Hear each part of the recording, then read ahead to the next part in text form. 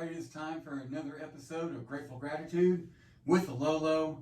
And Lolo, today you're going to give us another topic that we're just going to bounce around. So another question that I had was, is believing in God the same as having faith in God? Interesting. And I had to say a definitive, they are not the same. Please, keep going.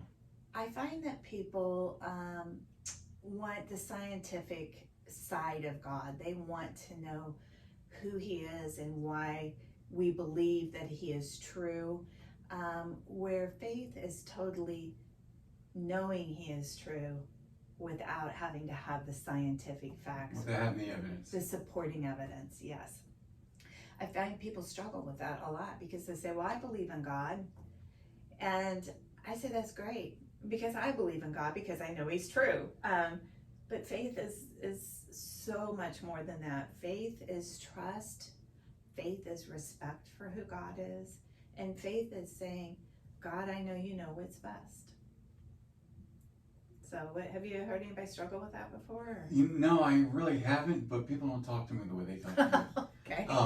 But it makes sense. I can understand that struggle. Mm-hmm. When you originally asked the question, I didn't know what my answer really was. It's a very thought-provoking question, and I can tell you this, living with faith is a much better way to live For sure. than living without faith.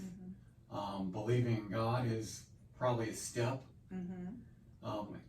into that, but once you have that blind faith, once you know there's a plan, once you know that and you accept the fact and give up the control, life gets so much easier. Mm-hmm. And I just really wish everyone could experience that. Yeah, and you and I have talked about this many, many times that I always said I wish there was a little something I can go around and sprinkle on people so they know and feel what we feel. Going through all the cancer with my parents, going through open heart surgery with my mom, a marriage that was awful, and I would say that the marriage I had, that was my first big thing where I recognized I believed in God. Mm-hmm. Because I could see things turning around for me. Would I say that I was in blind faith? Absolutely not. That's only come in the last few years from studying and reading His Word and just learning as much as I can and trusting. Trust is a tough word for people sometimes, and if you can't have trust, you can't have faith. True. And the more you learn, the more it does make sense. Mm-hmm. And some people may have to force themselves to get into the Word and to learn as much as they can. Yes. At first. But once you really start getting into it, it's something you crave. Right. It's something you really want to do. It's also something you want to share.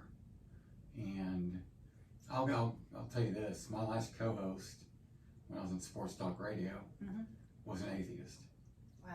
And we got to talk about Tim Tebow. He's a great guy, by the way. Steve was a fantastic guy, just didn't have the faith. Right. And, hey, everyone operates on their own pace. Mm-hmm. I do think that he'll get it. I pray that he does. But he's a very logical guy, and he's looking for that scientific proof and, Right. and all that. But we got to talk about Tim Tebow. And for those who don't know who Tim Tebow is, he's a quarterback, but he took a lot of criticism because he wears his faith on his sleeve. Really on his face. Yeah. That's where it started. Literally on his face. Right. Literally on his face. And I explained to Steve that, hey, look, once you have it, it's almost like knowing that you've got the greatest secret in the world to living a great life. You want to share that. You want to share that with your friends. Mm-hmm. You're not forcing it on anyone. Right. It's something that you just, like Yeah. I said, Steve, if you knew the greatest way to live life and you knew that if everyone would do this, they'd be happy, wouldn't you want to share that? If you had that secret?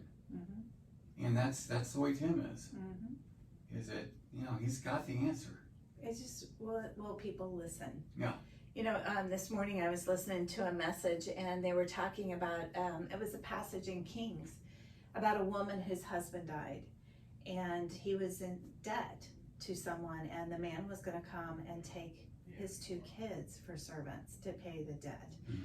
And the widow was very sad and called out to Elisha and said, help me. And he said, what do you have? And she said, I have nothing except some oil.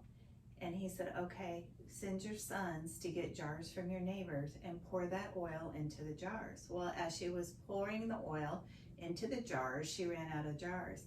And she said to her sons, give me another jar. And they said, we're out.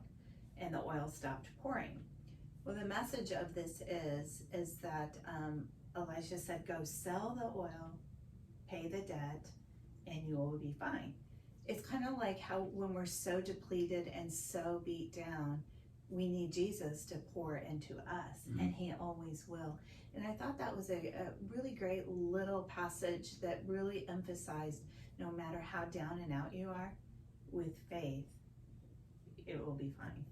That's great. Yeah, so I don't know. Believing's a little different, so anyhow. So thanks for your help with that question, and we'll have another one soon.